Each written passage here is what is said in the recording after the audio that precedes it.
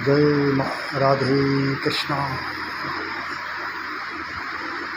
अभी हम आप लोग के सामने महाभारत की तरफ चलते हैं। श्रीमद् भागवत गीता की तरफ जो युद्ध से पहले भगवान कृष्ण के पास दुर्योधन और अर्जुन दोनों ही पहुंचा कुछ मदद मांगने के लिए। तो पहले दुर्योधन पहुंचा, उसका बाद अर्जुन पहुंचा। अर्जुन ने पैरों के पास खड़ा हुआ और दुर्योधन ने सिरहाना का बैठा था। जब भगवान कृष्ण की नींद खोला तो अर्जुन से कहा कि पार्थ सुबह सुबह ऐसा क्या बात है पार्थ। तो भगवान कृष्ण ने उतने में दुर्योधन कहता, हे वासुदेव पहले मैं आया हूँ। भगवान कृष्ण कहते कि हे दुर्योधन, हे अर्जुन, हम तुम लोग दोनों तो अब नहीं हो, मांगो क्या मांगना है। दुर्योधन सीधे से कहे, एक तरफ मेरी नारायणी सेना है और दूसरी तरफ मैं निहत्था, मैं किसी के साथ में हथियार नहीं उठाऊंगा। अब बोलो तुझे क्या चाहिए। अर्जुन दुर्योधन फट से कह दिया कि हमको नारायणी सेना दे दीजिए। अब भगवान श्री कृष्ण ये मस्तू कह दिए। अब अर्जुन कहा कि पार्थ मैं निहत्था हूँ, अब बोलो तुम्हें क्या चाहिए।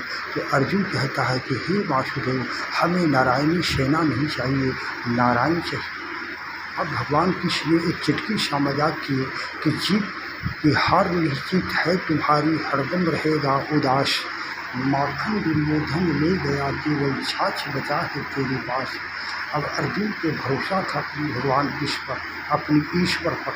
तो अर्जुन भी कहता है कि जीत निश्चित है हमारी, दास हो नहीं सकता उदास।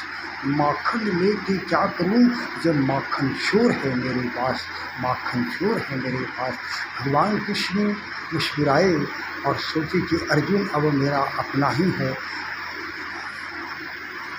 अर्जुन नारायणी सेना मांग सकता था, मगर अर्जुन को उस समय सीखने की भाव था कि अगर कोई लक्ष्य में, कोई कर्म में, अगर किसी जीवन में मार्गदर्शन मिल जाता है तो उसका लक्ष्य और उसका कर्म श्रेष्ठ बन जाता है। आज नौजवानों को भी मार्गदर्शन की ज़रूरत है, इसीलिए हर नौजवान को एक मार्गदर्शन चाहिए, चाहे पिताजी से चाहिए या दादा से कहिए या गुरु से कहिए।